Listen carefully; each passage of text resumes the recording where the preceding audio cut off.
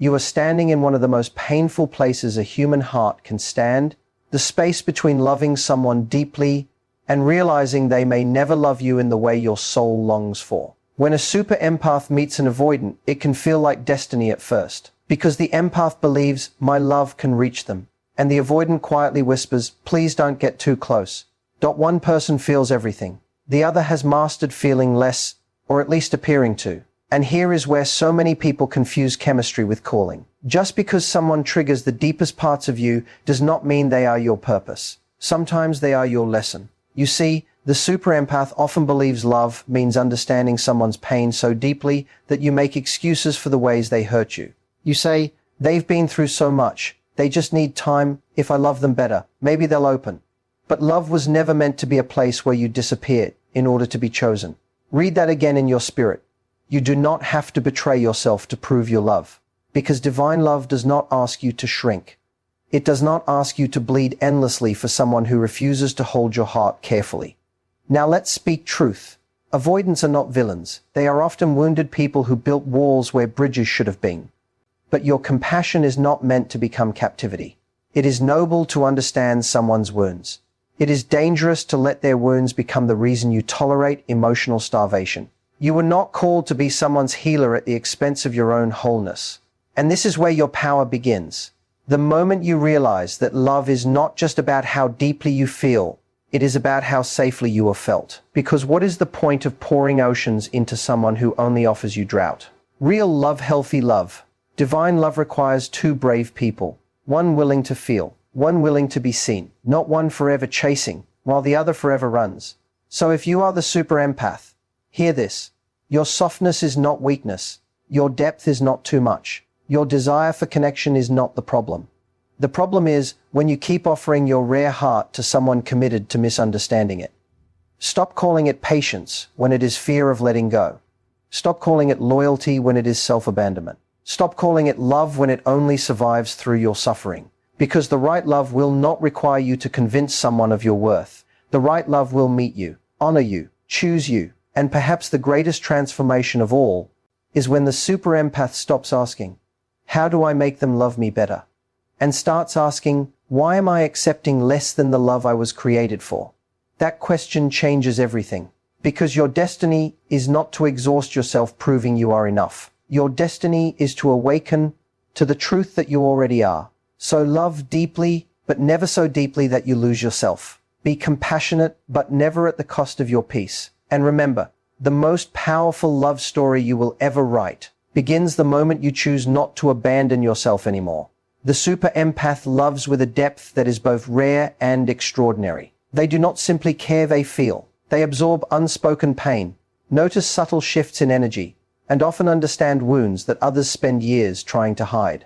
Their heart naturally reaches toward brokenness, not because they are weak, but because they are profoundly compassionate. They often love in a way that says, I see the parts of you that are hurting, and I will not turn away. This kind of love can feel beautiful, powerful, and even sacred. But when unchecked, this very gift can slowly become self-abandonment. The danger begins when empathy turns into over-identification. A super empath can become so consumed with understanding another person's pain that they begin neglecting their own. They become the emotional caretaker, the peacekeeper, the one who always extends grace. They justify harmful behavior because they can see the wound behind it. They excuse distance because they understand fear. They tolerate inconsistency because they sense the other person's unresolved trauma. In trying so hard to love someone through their darkness, they often forget to ask an essential question. What is this love costing me? This is where deep love can quietly become self-betrayal. The super empath often believes that if they can just love harder, be more patient, or show greater understanding, they can create safety for someone who fears intimacy. They begin carrying the emotional weight of the relationship, believing their strength can compensate for the other person's inability to meet them fully.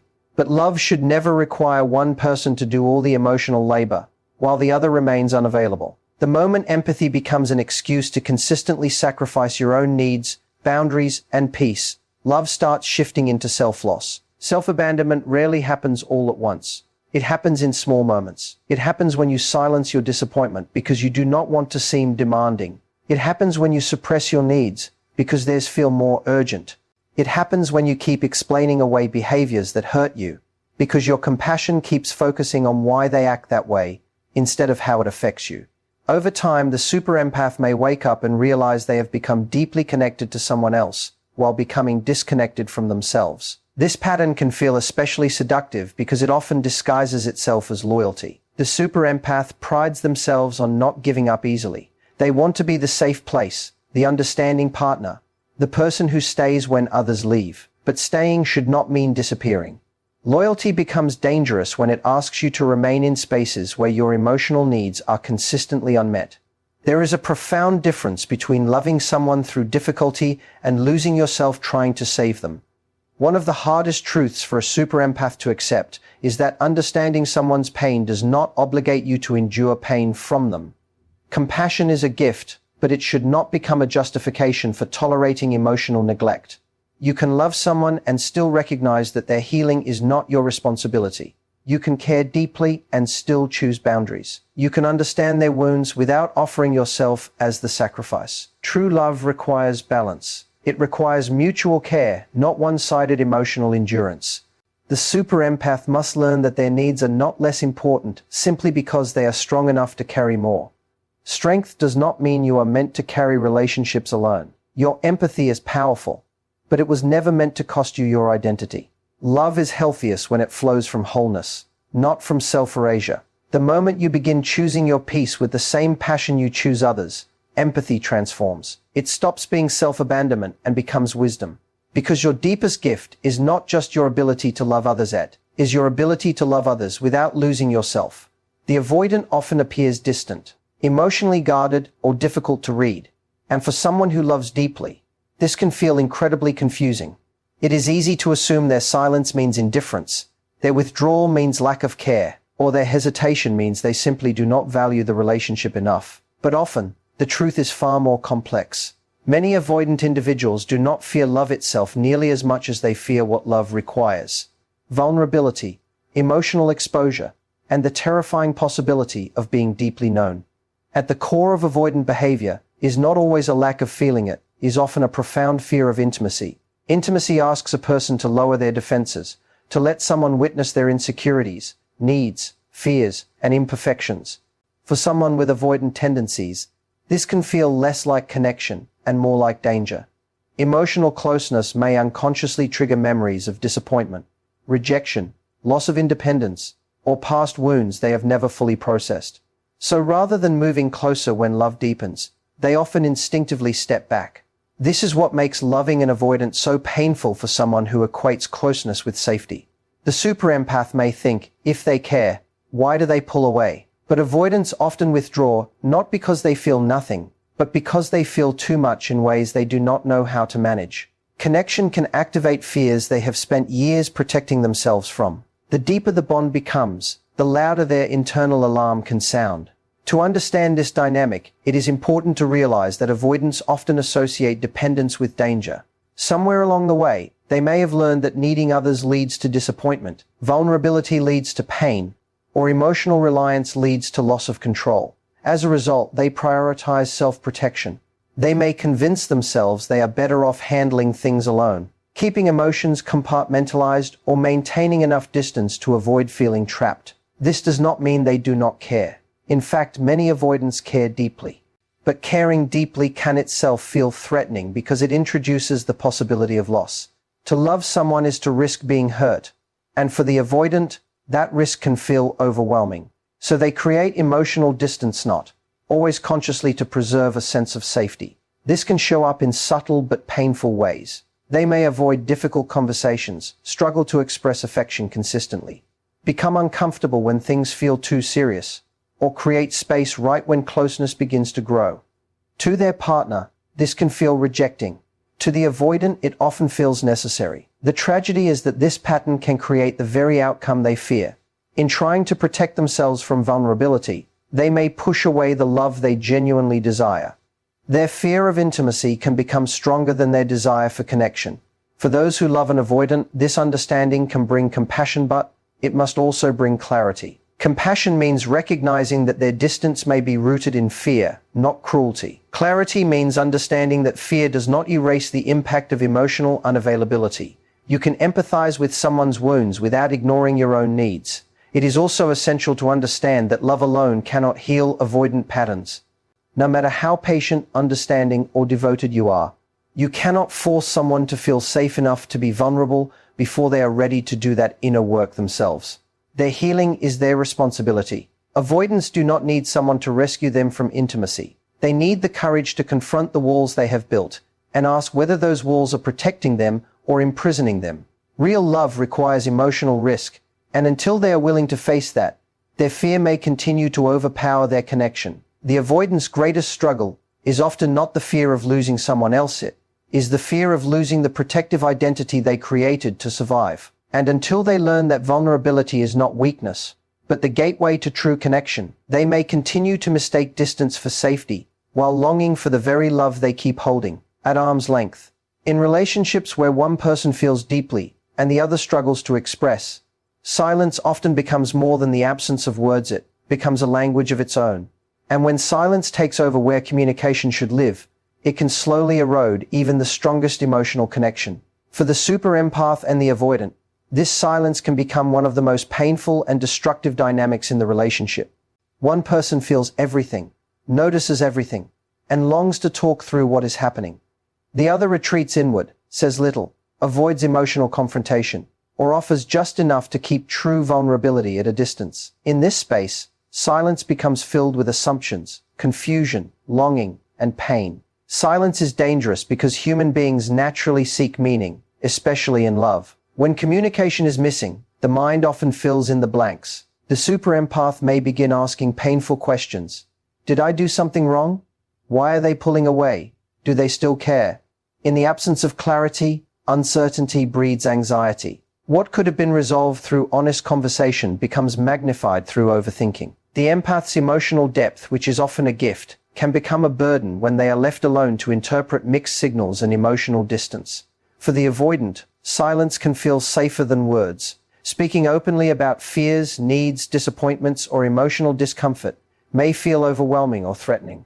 They may believe that avoiding difficult conversations prevents conflict, preserves peace, or protects them from vulnerability. But silence does not eliminate emotional reality, it only delays it. What remains unspoken does not disappear, it often grows heavier beneath the surface. This creates a painful paradox. The empath sees silence as disconnection, while the avoidant may see silence as self-protection. One longs for reassurance, the other seeks space. One interprets silence as emotional abandonment, while the other may simply be trying to regulate internal discomfort. Without understanding and communication, both partners can end up trapped in patterns that neither truly wants but both unknowingly reinforce. Silence becomes especially harmful when it replaces emotional honesty. There is a profound difference between taking thoughtful space and withholding communication. Healthy space allows for reflection while still honoring connection. Harmful silence leaves the other person emotionally stranded. When someone consistently avoids discussing problems, refuses to clarify intentions, or withdraws instead of engaging, silence can begin to feel like punishment. For the super empath, this often leads to emotional exhaustion. They may become the one constantly initiating conversations, seeking reassurance, addressing tension, and trying to decode what is left unsaid. Over time, this imbalance can feel deeply lonely. It is exhausting to carry both your own emotions and the weight of trying to understand someone else's silence. The tragedy of silence is that it often creates stories that are more painful than reality. A simple fear of vulnerability can be interpreted as lack of love. A need for temporary space can feel like rejection. Unspoken insecurity can look like indifference. When people do not communicate, they leave too much room for fear to shape perception. Love cannot thrive where truth is consistently withheld. Emotional intimacy is not built solely on feeling deeply, it is built on revealing deeply. Vulnerability requires language. It requires the courage to say, I'm scared, I need space, I care about you, but I'm struggling, or I feel disconnected. Without these bridges, even genuine love can become lost in misunderstanding. For both the empath and the avoidant, growth begins when silence is no longer used as a shield. The empath must learn not to automatically translate silence into personal inadequacy, while the avoidant must learn that honest expression is not emotional danger. Communication does not require perfection, it requires willingness. Because in love, silence is not always peaceful. Sometimes silence is where fear hides, insecurity grows, and connection slowly breaks apart. The relationships that survive are not the ones without fear, but the ones where fear is spoken rather than buried. When two people choose courageous communication over protective silence, they create the possibility for understanding, healing, and the kind of connection that silence alone could never sustain. One of the most heartbreaking illusions in love is the belief that if you sacrifice enough of yourself, you can heal someone who is emotionally unavailable. For the super empath, this belief often feels noble. It can feel like devotion, patience, loyalty, or unconditional love. You see someone wounded, guarded, distant, or broken, and your heart instinctively wants to reach them. You believe that if you love them deeply enough, consistently enough, or purely enough, your love will become the medicine that finally teaches them how to open. But this is where many deeply loving people lose themselves. Confusing love with rehabilitation. You cannot heal someone by sacrificing yourself. This truth is difficult because empathy naturally wants to soothe pain. The super empath often sees beyond behavior and into the wound beneath it. They recognize the childhood hurt, the betrayal, the fear of abandonment, the emotional walls. And because they understand the reason someone struggles, they often convince themselves they should endure the consequences of that struggle. They tolerate inconsistency because they see insecurity. They excuse withdrawal because they recognize fear. They minimize their own hurt because they know the other person has been hurt too. But understanding someone's pain does not mean you are responsible for carrying it. This is where compassion can become self-destruction. When you continuously abandon your own needs in order to compensate for someone else's emotional limitations, you are no longer practicing healthy love, you are practicing self-erasure. Love was never designed to require your emotional depletion as proof of your worth. Healing is an inside job. No matter how extraordinary your love is, it cannot do someone else's inner work for them. You cannot love someone into vulnerability if they are committed to emotional avoidance. You cannot rescue someone from patterns they are unwilling to confront. You cannot pour enough patience into a person to override their fear of intimacy if they are not actively choosing growth. This is not because your love lacks power. It is because healing requires personal responsibility. Many super empaths fall into the trap of believing they just need to be different enough from the people who hurt their partner in the past. They think, if I am patient enough, safe enough, understanding enough, maybe they will finally trust. And while safety matters, no relationship can thrive if one person is expected to endlessly prove they are not the enemy, while the other avoids accountability for their own healing.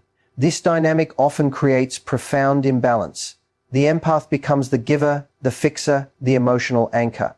They begin shaping themselves around the other person's wounds, carefully avoiding triggers, over-explaining their intentions, suppressing their own needs, and accepting crumbs of connection in hopes that consistency will eventually inspire change. But love should not require you to become smaller so someone else can feel safer. There is a painful difference between supporting someone's healing and becoming collateral damage in their dysfunction. Support says, I care about you and I encourage your growth. Self-sacrifice says, I will keep hurting myself while I wait for you to change. One is love. The other is survival disguised as love. The divine principle here is clear. You are called to love, not to lose yourself. Healthy love honors both compassion and boundaries. It recognizes that while you can inspire, support, and encourage someone, you cannot substitute for their own willingness to heal. Sometimes the most loving thing you can do is stop trying to save someone who is drowning while they refuse to reach for your hand. Not because you do not care, but because your life matters too. Your love is precious, but it should never come at the cost of your peace, identity, or emotional well-being. Real love does not ask you to bleed endlessly to prove your devotion. It meets you in mutual effort. You are not created to be someone's emotional rehabilitation center. You are created for connection that nourishes, honors, and expands you. And the moment you stop measuring love by how much suffering you can endure, you begin to understand that true love is not about saving someone else by losing yourself. It is about choosing relationships where healing, growth, and emotional responsibility are shared. One of the most painful and confusing dynamics in emotionally imbalanced relationships is this. The more one person chases connection, the more the other person seems to retreat. For the super empath and the avoidant, This often becomes a heartbreaking cycle of pursuit and withdrawal. The empath, driven by love, fear, and a deep desire for closeness, moves closer when they feel distance. The avoidant, overwhelmed by emotional intensity or vulnerability, often pulls further away when they feel pursued.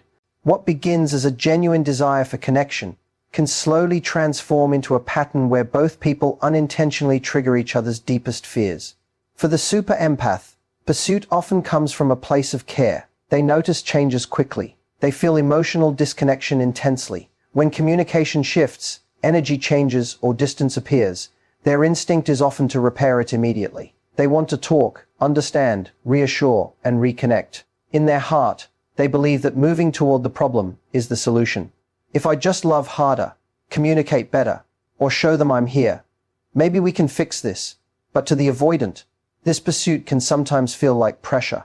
This is where the tragedy begins. The avoidant may not interpret pursuit as love. They may interpret it as loss of space, increased expectations, or emotional suffocation. Even when the empath's intentions are pure, the avoidant's internal fear system can activate. The more they feel emotionally cornered, the stronger their instinct may become to protect themselves through withdrawal. They may become quieter, more distant, less responsive, or emotionally unavailable, not necessarily because they care less, but because closeness itself feels overwhelming. And so the empath, sensing even greater distance, often pursues harder. They text more, ask more questions, seek more reassurance, push for clarity, try harder to prove their love. But each step forward can unintentionally intensify the avoidance retreat. This creates the painful dance. One chases, one runs. Over time, both people become exhausted. The empath feels rejected, confused, and emotionally starved. They may begin to internalize the avoidance withdrawal as proof that they are too emotional, too needy, too intense. Meanwhile, the avoidant may feel misunderstood, pressured, or incapable of meeting the emotional demands placed on them. Neither person necessarily wants this cycle, but without awareness, both can become trapped inside it. What makes this pattern so destructive is that both individuals are often responding to fear, just in opposite directions. The empath fears abandonment, so they move closer. The avoidant fears engulfment or vulnerability, so they move away. One clings for safety, the other distances for safety. Both are trying to protect themselves, but their protection strategies collide. This is why emotional pursuit, when driven by panic rather than grounded communication, can unintentionally sabotage the very connection it seeks. True connection cannot be forced through chasing. Love does not grow stronger when one person feels responsible for holding the entire relationship together. In fact, the more you chase someone who is committed to distance, the more you risk abandoning yourself in the process. This does not mean your desire for connection is wrong. It means the strategy matters. Healthy love invites. It communicates. It expresses needs clearly. But it does not beg, force, or endlessly pursue someone into emotional availability. There is immense power in learning when to step back, not as punishment, not as manipulation, but as self-respect. Sometimes the most transformative thing a super empath can do is stop chasing and observe. Who moves toward you when you stop overfunctioning? Who chooses connection when you are no longer carrying all of it? Because relationships are revealing. When you stop trying to convince someone to meet you, their true capacity becomes clearer. Love should never feel like a constant sprint towards someone who keeps moving away. Real love requires mutual movement. It requires two people willing to bridge the gap. The super empath's healing begins when they understand this. You cannot create intimacy through pursuit alone. The more you chase someone who fears closeness, the more likely you are to lose your center. Sometimes the deepest form of love is not running harder after someone is standing still long enough to see whether they are willing to turn around and meet you halfway. True love is not sustained by chemistry alone, nor by intensity, sacrifice, or longing. It is sustained by courage, mutual courage. And this is where many emotionally imbalanced relationships begin to fracture. When one person is carrying the emotional weight of connection, while the other remains safely hidden behind fear, avoidance, or hesitation. Love cannot thrive where only one person is willing to be vulnerable, honest, and emotionally invested. No matter how deep one person's feelings are, love requires two brave hearts. For the super empath, courage often looks like emotional openness. They are willing to feel deeply, express affection, ask difficult questions, and fight for connection. They often pride themselves on their capacity to stay, to understand, and to love through complexity. But while this emotional bravery is powerful, it can also become exhausting when it is not reciprocated. If one person is consistently doing the work of reaching, initiating, repairing, and holding space, then that person is the space holder. The relationship begins to feel less like partnership and more like emotional labor. This is one of the hardest truths to accept. Love cannot survive on one person's courage alone. You cannot build intimacy by yourself. You cannot create safety alone. You cannot carry both hearts. Mutual courage means both people are willing to face the discomfort that real love demands. Because love, in its truest form, is not passive. It requires action. It requires the courage to communicate when silence feels easier. The courage to stay emotionally present when fear says run. The courage to be honest about needs, wounds, insecurities, and intentions. The courage to confront personal patterns that sabotage connection. Without this, love becomes unbalanced. One person becomes the pursuer. The other becomes the distance.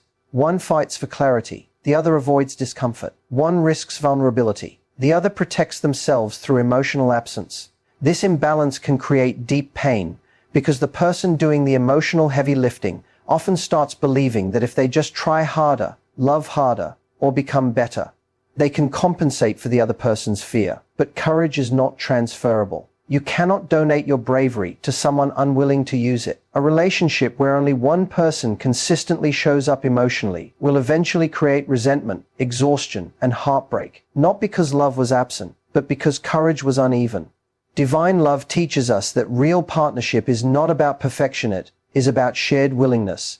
Two imperfect people, both willing to do the work, can create something extraordinary. But when only one person is carrying the burden of growth, healing, and emotional responsibility, love begins to collapse under the weight of imbalance.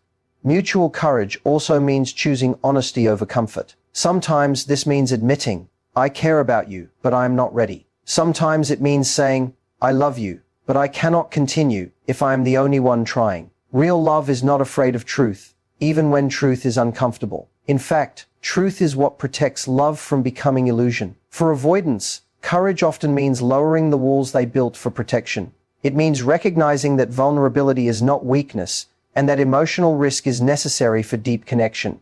For empaths, courage sometimes means resisting the urge to overcompensate. It means understanding that your role is not to drag someone toward intimacy, but to discern whether they are willing to walk there with you. Love is not proven by how much pain you can endure for someone. It is revealed by how willing both people are to grow. The healthiest relationships are not those without fear, they are those where both people choose courage over fear, again and again. Because true love is not one person drowning while the other watches from shore. It is two people, equally committed, learning how to swim through life together. And when mutual courage exists, love becomes more than longing. It becomes safe, transformative, and enduring because both hearts are participating in its creation. Perhaps the most powerful transformation a super empath will ever experience is this: realizing that their greatest strength does not lie in fixing, saving, or endlessly understanding someone else. It lies in choosing themselves. This can feel deeply counterintuitive for someone whose identity has often been shaped by compassion, sacrifice, and emotional generosity. Super empaths are natural givers. They often believe their love is most meaningful when it heals, when it stays, when it proves its depth through patience. But there comes a moment in every profound healing journey when love asks a different question. When will you offer that same devotion to yourself? This is where true power begins. For so long, many super empaths have measured love by endurance. They pride themselves on seeing potential where others see dysfunction. They stay because they understand. They forgive because they see pain beneath harmful behavior. They hold on because they believe giving up means failing someone who is struggling. But there is a dangerous line between loving someone deeply and abandoning yourself in the process. And many do not realize they have crossed it until they are emotionally exhausted, spiritually depleted, and disconnected from their own worth. Choosing yourself is not selfish. It is sacred. It is the moment you recognize that your life's purpose is not to shrink so someone else can remain comfortable in their avoidance. It is the awakening that says, I can love you and still acknowledge that your inability to meet me is hurting me. This is one of the hardest truths for a super empath. because they are often conditioned to keep extending grace, hoping that more understanding will eventually create change. But your worth is not measured by how long you can tolerate emotional deprivation. Sometimes choosing yourself means accepting what your heart resisted for too long. Not everyone you love is capable of loving you in the way you deserve.